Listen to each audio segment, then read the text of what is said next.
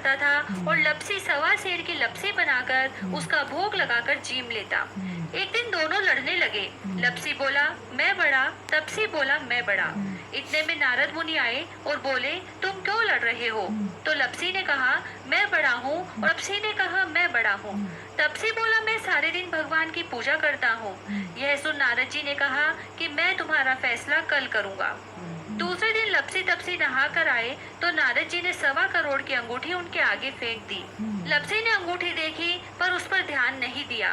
तपसी तपस्या करने बैठा तो उसे अंगूठी दिखी और उसने अपने घुटने के नीचे दबा ली और तपस्या करने लगा।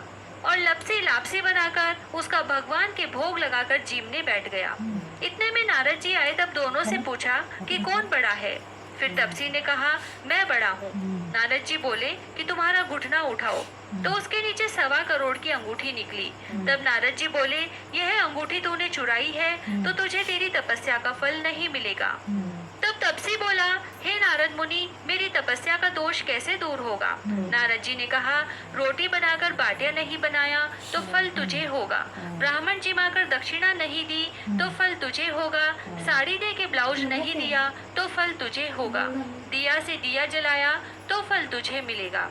सब व्रत त्योहार की कहानी सुनने के बाद तेरी कहानी नहीं सुनी तो फल तुझे होगा। तभी से सभी व्रत त्योहार की कहानियों के बाद लपसी तपसी की कहानी सुनी जाती है।